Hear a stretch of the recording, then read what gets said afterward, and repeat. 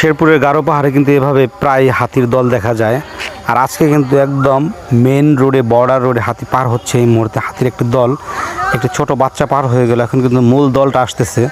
দেখেন ওই যে দেখা যাচ্ছে, এটা হচ্ছে লিডার পার হচ্ছে। তার সাথে সাথে আরও অনেকগুলো আসবে এবং লিডারের কাজ হচ্ছে ছোটটাকে পার করে দিয়ে সে নিজে রাস্তা ক্লিয়ার করবে এবং তারপর সে পার হবে। দেখেন এই যে বড় হাতিটা উপরে উঠলো, খুবই আতঙ্কের মধ্যে ভিডিও করা হচ্ছে এবং অনেক মানুষ কিন্তু আসলে পিছনে। একরকম হাতিরা আসলে ডিস্টার্ব বোধ করে, বাট তাদের খবর না রাখলেও আসলে সমস্যা, কারণ কখন কোন লোকালয়ে গিয়ে সে মানে হামলা করে, এটাও একটা মানে টেনশনের বিষয়। এই দেখেন সে একটু দৌড় দিতেছে, মানে মানুষজনকে একটু দৌড়ানি দিয়ে সে একটু নিরাপত্তা নিশ্চিত করলো।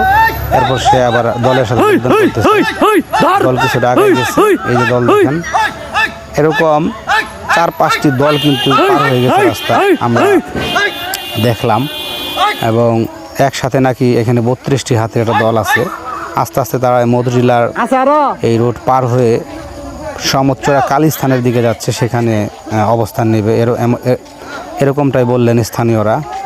তো আসলে হাতি এবং মানুষের যে একটা দ্বন্দ্ব বা একটা সমস্যা, এটা একটা সমস্যাই, বাট হাতিরও কিছু করার নাই, আবার মানুষ এখানে বসতি গড়ে ফেলছে, মানুষেরও আসলে কিছু করার নাই। আর এইভাবেই সমন্বয় করে চলতে হবে। ব্যাপারটা দেখাশোনা করার জন্য আসলে সরকার অনেক উদ্যোগ নিছে, সেগুলা সফল হলেই ভালো।